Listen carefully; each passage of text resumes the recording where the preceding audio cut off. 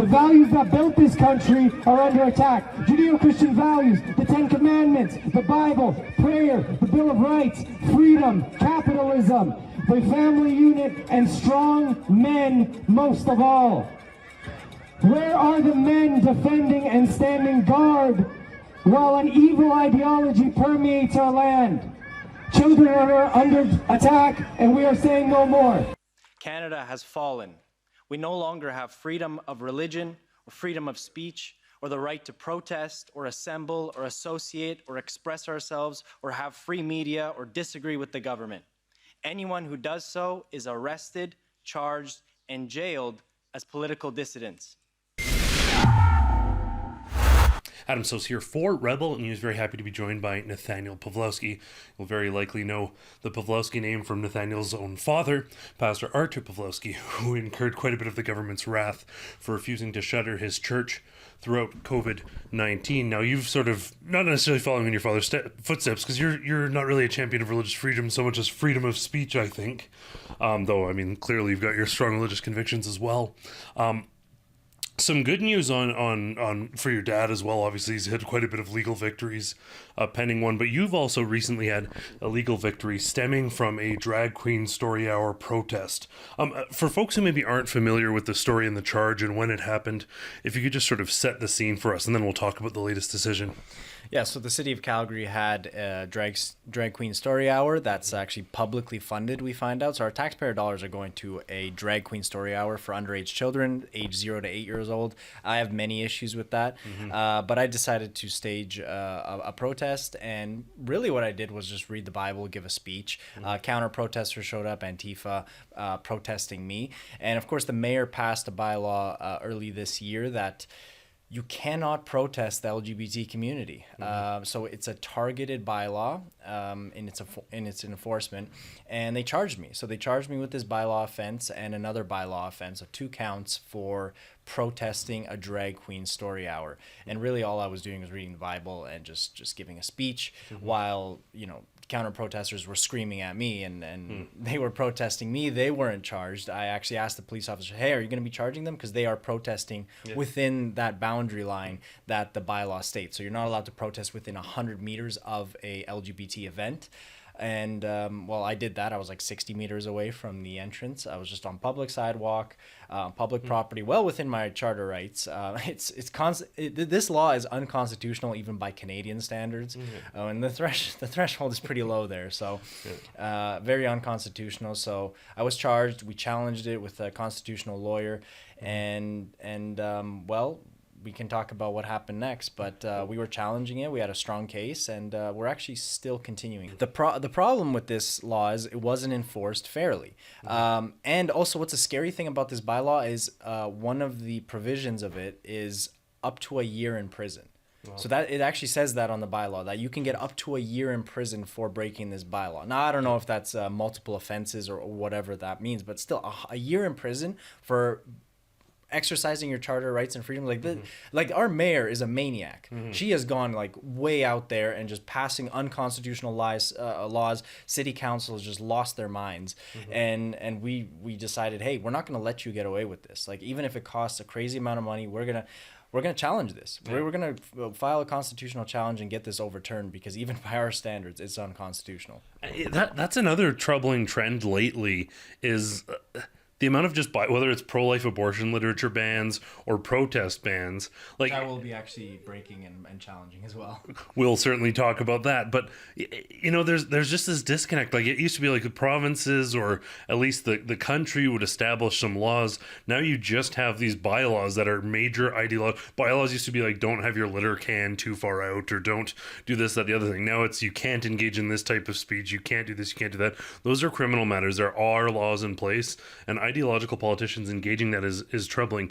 Now, you guys had a strong legal defense plan, but one of the things your dad, Pastor Artur Pawlowski, actually mentioned to me is that some of the other folks who are with you doing the exact same thing as you, who maybe the courts aren't so much in the public eye, and the courts don't know have a lot of funding for lawyers, they're still facing charges despite being in the exact same position. Is that right?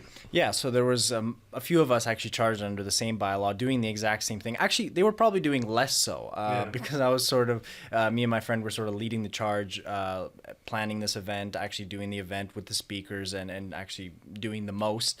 And a few other people were just in attendance and they were also charged.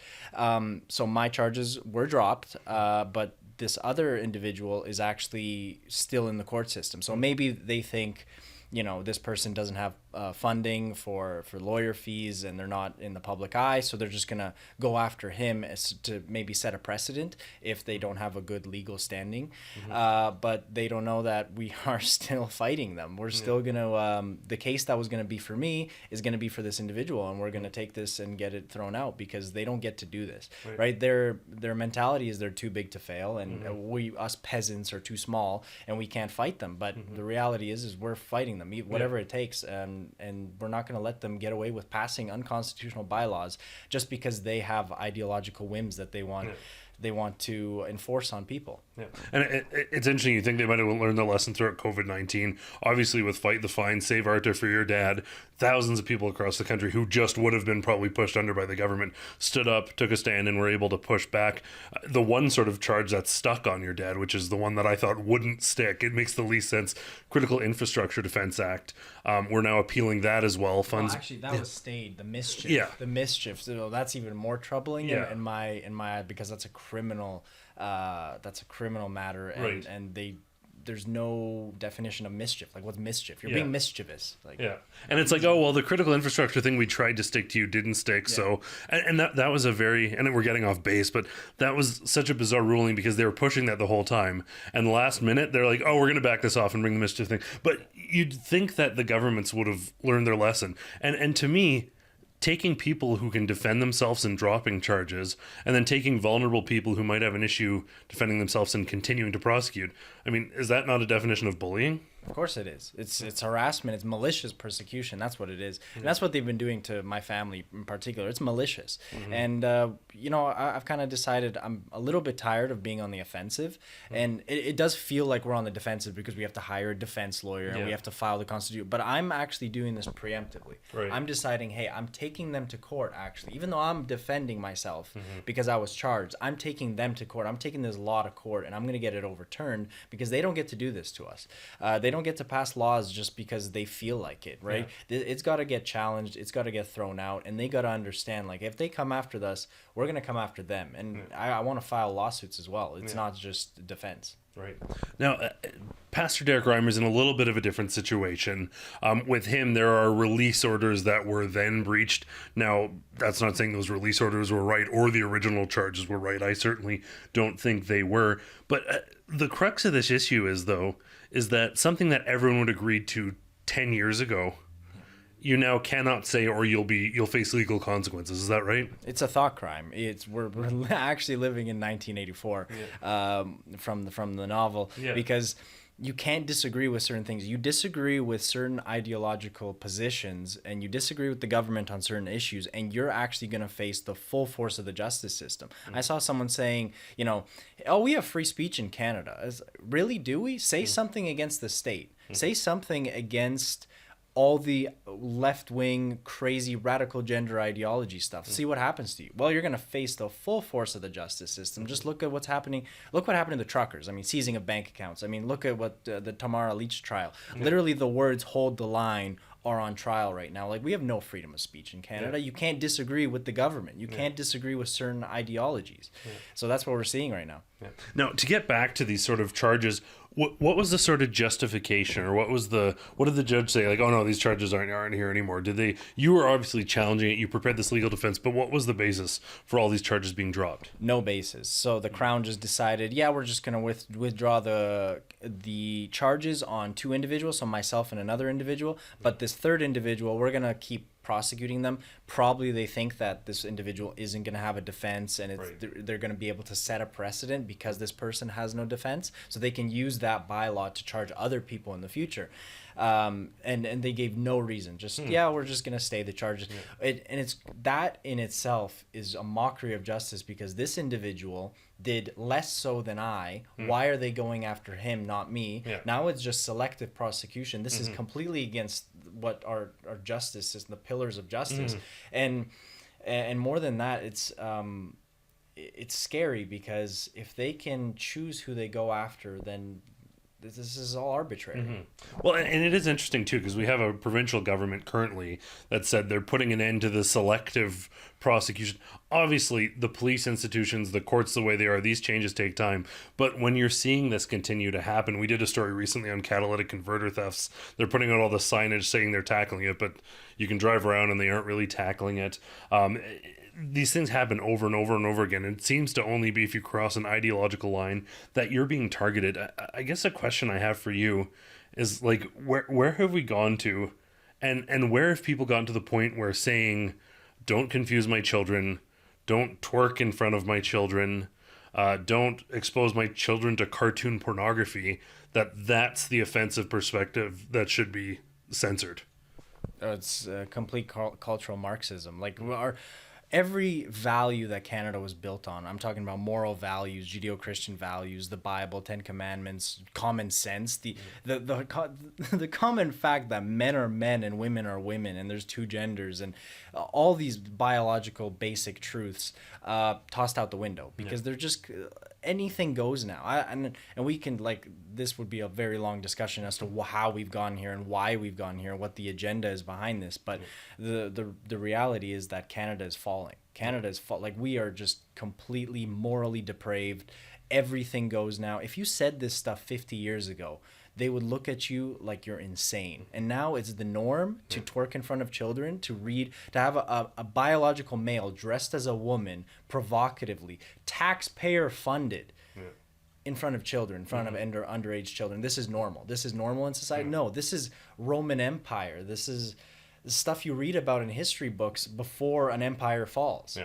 This is complete depravity. You know, the final question I want to ask you about, and you sort of experienced it with your dad's church and lots of pastors in Calgary churches being locked down. But Dr. James Lindsay was here the other night, and the event that was being hosted, they ended up, I think they went through 3 venues in Calgary, 3 venues in Edmonton to finally find a venue. I think it wound up being the Sikh community in Edmonton and the Muslims here who were like, no, we're not canceling on you. But people who are like, no, I'm not going to close my church off, they're getting targeted. People who are like, I'm going to peacefully protest, they're getting targeted. People who want to come and share about cultural Marxism, those venues are receiving threats. Like that, they're receiving threats and repeated calls saying, like, community pressure, whatever they want to call it. Why are those people who are engaged in far worse than peaceful protesting with signs and reading Bibles, how come they get a free pass, but then people on the other side don't? Well, it's fascism. That's literally one of the definitions of fascism, is when you have brown shirts that actually silence any kind of opposition, any kind of dissent. They literally go, that's what the fascists would do in the early days of Hitler leading up to his democratic election of being chancellor.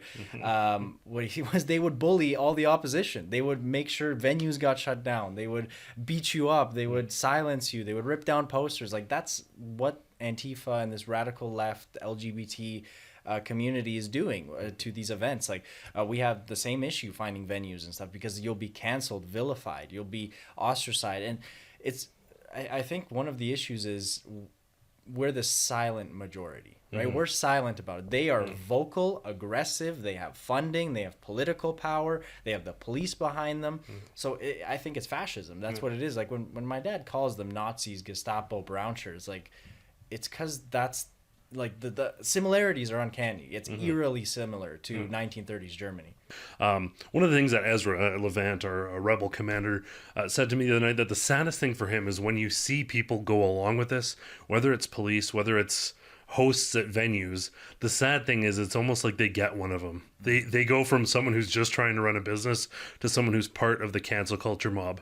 That's certainly troubling. Well, good news here. Clearly the double standard is out there. People are starting to take a stand, but I'm very happy, and I'm sure you are, that these charges have gone away, that you're not going to be facing them. Hopefully the courts are starting to realize, these charges aren't really sticking. I want to thank you so much for this update and for all the work you're doing out there.